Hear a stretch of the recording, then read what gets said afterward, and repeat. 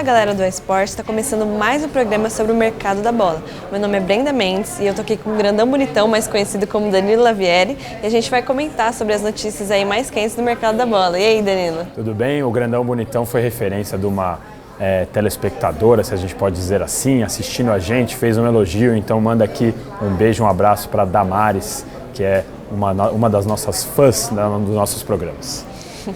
Então vamos começar com o Corinthians. Vamos começar. O Corinthians está encaminhando a rescisão do contrato do Ralf. Faz pouco tempo, na apresentação de Thiago Nunes, o Thiago Nunes falou que não contava com o Ralf para essa temporada e não estava nos planos dele. Eu queria saber o que você acha da postura do Thiago Nunes. Foi uma postura corajosa, pensando que o Ralf é um grande ídolo no Corinthians, ganhou muita coisa. Como que você vê essa postura dele? Foi realmente, como você disse, uma postura muito corajosa, porque o Thiago Nunes chegar e, como uma das primeiras medidas, afastar o Ralf, que é um ídolo corintiano para muita gente. Então foi de fato uma postura corajosa, mas assim, é uma postura de um treinador que quer implantar seu estilo de jogo. Ele não pensa num volante mais fixo, aquele volante posicional que falam, enfim, como diz o Luxemburgo, os novos termos do futebol. Eles não querem um volante que não tenha tanta saída de jogo como é o caso do Ralf. Então, legal que o Ralf e o Corinthians estejam chegando aí num acordo, não vai precisar brigar nem nada. Agora tem que ver os interessados, né? Cruzeiro, Goiás, para onde é que ele vai. Você acha que ele se encaixaria onde? Olha, dependendo muito do estilo de jogo, como a gente disse. Se a gente for pensar num time que propõe o jogo mais, é difícil você imaginar o Ralf se encaixando. É mais ou menos o que aconteceu, por exemplo, com o Felipe Melo, que é um jogador que tem uma boa saída de bola, mas não tem tanta movimentação. O Ralf, no caso, ele não tem nem a movimentação e nem a saída de bola. Então, de repente, num time que queira sair mais, o Ralf precisaria ser recuado. Então, é muito difícil você imaginar isso. Eu acho que no Cruzeiro, de repente, na segunda divisão, para recomeçar, acho que poderia ser uma boa saída. Agora a gente vai lá para o tricolor paulista. O São Paulo está discutindo opções na zaga após o Walsh ter se lesionado. Então o Walsh é um zagueiro aí que veio de Cotia e se lesionou na seleção olímpica, teve uma lesão grave no joelho. E aí o São Paulo está cogitando o nome também de Cotia, o zagueiro Rodrigo, que estava emprestado para o Portimonense de Portugal. Exato. O que você acha desse jogador? Você acha que ele pode fazer essa função bem? Você acha que ele pode ser um substituto aí do Ralf, que também era do Walsh, que também era uma peça importante aí que estava nos planos? O que você vê agora? Eu vi o vídeo do Walsh, realmente quem estava lá presente na Igreja Comari no dia falou que deu até para ouvir o estalo. Então ele vai ficar parado por 8 meses, isso inclusive atrapalhou um possível investimento do Red Bull Bragantino na contratação dele, que o Red Bull Bragantino era interessado e desistiu, porque não vai contratar um jogador pagando mais de 20 milhões para ficar 8 meses parado. Então é um problema que surgiu no São Paulo, mas tem essa possibilidade do Rodrigo voltar do Portimonense. É um jogador que também é muito elogiado pelo técnico, pelo Fernando Diniz, foi elogiado pelo André Jardine, que já trabalhou também com o Rodrigo, ele está lá no Portimonense e há uma cláusula de retorno imediato, então o São Paulo estuda poder exercer essa cláusula, especialmente porque também não está com tanto dinheiro assim para poder sair no mercado, então seria uma solução caseira muito boa para o São Paulo. Eu acho que também vale lembrar que o Rodrigo ele foi capitão do vice da Copinha de 2018, então ele é um jogador aí que pode ser uma boa opção. Como a gente disse nos outros programas aqui que eu participei, o São Paulo sabe lidar muito bem com os garotos de Cotia, isso é uma tradição já, então normalmente o São Paulo toma ótimas medidas em relação aos garotos. Agora a gente vai falar do centroavante Pedro. O Flamengo e o Grêmio aí estão nessa disputa pelo jogador e a gente está entrando mais ou menos aí numa semana decisiva para saber quem que vai levar o jogador. O que você acha primeiro de como ele foi na Fiorentina, não teve muitos minutos de jogo na Europa? Você acha que ele volta para o Brasil ainda lembrando do destaque dele no Fluminense? Você acha que ele volta, o retorno dele seria uma boa agora?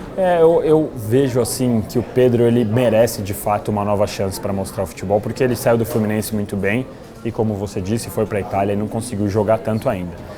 Até me surpreende um pouco de o Flamengo ainda considerar ele como um jogador essencial na montagem, talvez por ser um cara mais fixo de área, talvez pelo Bruno e pelo Gabriel não ter certeza se vai ficar. Eu sinceramente não sou assim um fã absoluto do futebol do Pedro. Eu acho que é um bom jogador, mas não me parece que mereça tanta briga assim pelo futebol dele. Mesmo com o que apareceu no Fluminense foi bem, mas não confiaria tanto assim. E você acha que ele teria mais espaço no Flamengo ou no Grêmio? Não, com certeza no Grêmio ele teria mais espaço. O Romildo Bolzan, presidente do Grêmio, inclusive, disse que para que Pedro chegasse, precisariam sair ou o Diego Tardelli ou o André, que são os dois jogadores que poderiam brigar ali pela posição de referência na área. No caso do Grêmio, eu acho que faz até um pouco mais de sentido, porque o André não rendeu muito bem, o Diego Tardelli também, desde o começo a chegada do Diego Tardelli ao Grêmio foi um pouco estranha, parece que não deu casamento, então no Grêmio eu entendo um pouco mais, eu sinceramente só não entendo o interesse do Flamengo. O Flamengo ele está aí falando diretamente com os empresários do jogador, ele fala de um empréstimo de 1 ano com possibilidade de compra depois, e o Grêmio ele está falando com a Fiorentina, só que o clube ele tem se mostrado meio pessimista, então a gente vai ter que ficar aí atento aos próximos capítulos para ver o que vai ser decidido. Agora a gente vai lá falar de Grêmio, o Grêmio ele vai emprestar o lateral esquerdo Juninho Capixaba, é um jogador novo também, tem 22 anos e é um empréstimo ao Bahia. Eu queria que você falasse o que você acha do jogador, você acha que ele não rendeu tanto assim, como ele é jovem, ele era reserva, ele teve 31 jogos e 2 gols, como que você vê a passagem dele, você acha que ele pode render mais ao Bahia? O Juninho, ele foi revelado pelo Bahia lá atrás, chegou no Corinthians, não deu muito certo, foi pro Grêmio, também não deu muito certo, de repente voltar para casa, se é que assim a gente pode falar, pode ser uma solução para ele, para um jogador que mostrou certo valor, mas nada que você fale, nossa, esse é jogador indispensável. Às vezes alguns jogadores eles têm lugares específicos, times específicos que eles conseguem render. Então agora é torcer para que ele consiga recuperar aí pelo menos a parte do futebol que fez ele ser destaque lá no Brasil, no futebol brasileiro lá atrás, quando defendeu o Bahia. Agora a gente vai para o Rio de Janeiro falar do Vasco. O Vasco está se desfazendo de 24 jogadores para a próxima temporada. 24 jogadores é muita coisa. Para a próxima temporada. Como são 24, a gente separou uns que têm mais destaque aí para falar sobre eles. Acho que o Vasco está fazendo isso justamente para enxugar a folha salarial e ele também está com 59% da base, vai usar aí 59%. 59% do elenco principal veio da base. Isso mesmo. E aí, o que você acha do Sidão, Barcelos, Felipe Bastos, Valdívia, Luiz Gustavo e Bruno César?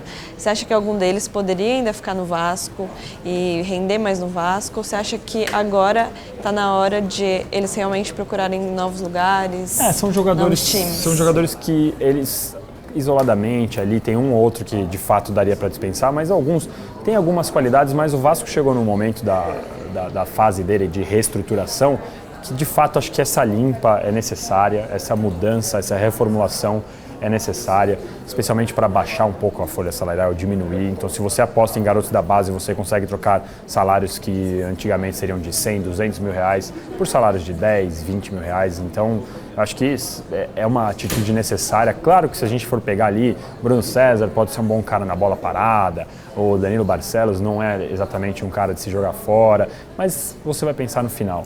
Vale a pena ficar com esses caras por causa desses pontos. Então eu acho que é uma reformulação inteligente do Vasco, passando por alguns problemas financeiros, acho que vai ser uma boa estratégia, com o Abel agora tentando refazer esse projeto. Agora ainda no Rio de Janeiro, a gente vai para o Botafogo. O Botafogo ele contratou um lateral direito. Agora é o desafio trava-língua. Vamos lá, eu quero ver como você vai falar o nome dele. Federico Barrandegui. Barrandegui ou Barrandeguai? É uma coisa que a gente não sabe. É uma dúvida. É uma dúvida aí, mas eu vou ficar com Barrandegui. Acho que Barrandegui é mais fácil. Ou a gente pode falar só Frederico ou Fred. Fred, acho pode que ser também. A gente já apelidou ele aí. Ele veio do Montevideo Wanderers e ele veio sem contrato, então não tem muitos custos. E o que você acha dele no elenco do Botafogo agora? Também acho que vale falar que o Marcinho foi lesionado. É uma boa chegada considerando o Marcinho, o lateral que já foi até convocado pelo Tite. O Marcinho de novo teve problema de lesão, precisou ficar fora. Não tem nem certeza de quanto tempo ainda ele vai ficar fora dos gramados e é algo recorrente. Então o Botafogo precisa sempre estar preparado para não contar com o Marcinho. Tem alguns jogadores que a gente sabe que historicamente tem esse problema. Então é o caso do Botafogo. Para ser extremamente sincero, eu não conheço o Fred. O nosso Frederico eu não sei exatamente quais as qualidades dele e tal. Mas pensando na questão de estratégia, de planejamento, é legal que tenha mais um lateral justamente para ficar no lugar do Marcinho. Agora a gente vai falar do Atlético Mineiro. O Atlético Mineiro ele não descarta a permanência do Ricardo Oliveira. Então a saída dele estava quase certa, só que aí o Rafael Dudamel ele chegou e modificou um pouco do cenário. Você acha que ele ainda pode render? Você acha que ele é uma peça importante no Atlético Mineiro? Como que você vê a permanência dele? Então, tudo depende de como que o Dudamel esteja pensando nesse Atlético Mineiro. Vai pensar num jogo que você tem uma referência e que vai fazer o time jogar por ela, porque é isso que o Ricardo Oliveira precisa hoje, uma referência de bolas chegando de todos os lados para frente para ele, para o Ricardo Oliveira ter ali 5, 6 chances e guardar 1 ou 2, porque a gente sabe que ele tem qualidade para isso. Ou você vai montar um time que todos os jogadores vão precisar ajudar na marcação, vai precisar ajudar na criação, o Ricardo Oliveira não serve. Eu acho que tem um problema principal do Ricardo Oliveira, ele já está ficando numa idade avançada e o salário dele é alto, então é difícil ter algum interessado por ele. Então acho que aí o Atlético Mineiro vai ter que segurar, tem contrato, vai pagar o salário, é melhor do que deixar encostado. E acho que também vale como ele tem muita experiência. Nesse momento o Rafael ele está apostando em um elenco mais jovem, então talvez a permanência dele também seja para dar uma mesclada aí, né? Uma mesclada aí. Ele já foi oferecido, Ricardo Oliveira foi oferecido recentemente a times paulistas como o Santos, como o São Paulo, mas o negócio não andou, então estou achando que vai acabar ficando no Atlético Mineiro mesmo. Falando aí de outro veterano, agora a gente vai falar que o Cruzeiro está ficando perto de liberar o Fred. Então, o Fred, ele não queria ficar, o Cruzeiro na Série B, ele não queria ficar. Ele também não queria reduzir o salário dele, que é de R$800 mil por mês. Só no CLT. Só no CLT. E ele tem, o Cruzeiro tem uma dívida com ele por causa disso tudo. O que você acha da saída dele? Ele também foi no Fluminense, foi cogitado aí no Fluminense. Você acha que pode ser uma saída para o Fred, encontrar um outro clube que não dá mais para ele no Cruzeiro? É mais um caso de um bom filho a casa torna aí, porque o Fred fez muito sucesso no Fluminense, especialmente na época da Unimed, foi campeão brasileiro com o Fluminense em 2012, se eu não me engano. Acho que é 2009 e 2016. 2016? 2016 foi o Palmeiras. 2012. O Fluminense foi campeão, então acho que o Fred teve um bom papel, inclusive o treinador do Fluminense na época era o Abel Braga. Eu lembro direito porque eu estava, você vê como já estou um pouco velho, grandão, bonitão, mas um pouco velho. Eu estava trabalhando no estádio lá em Presidente Prudente, nesse Fluminense e Palmeiras, o Palmeiras lutando para não cair e o Fluminense querendo ser campeão, então eu lembrei desse detalhe. O Fred é um cara que esse problema, o salário dele é altíssimo, mas esse é um problema recorrente em todos os jogadores do Cruzeiro, a gente vai olhar aí, todos os jogadores que estão saindo, eles tinham salários altíssimos e que dificilmente serão pagos por qualquer outro clube aqui no Brasil, porque é um absurdo.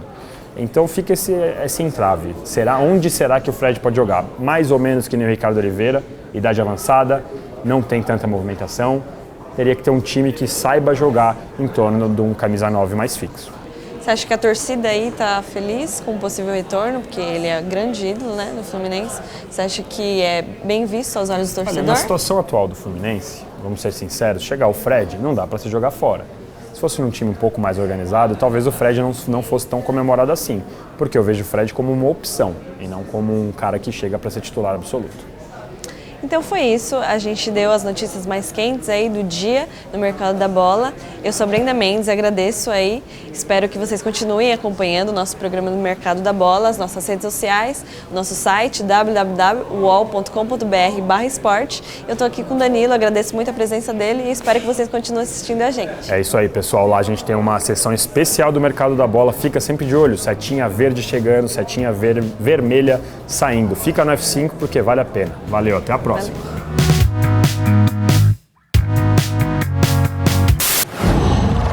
Uol.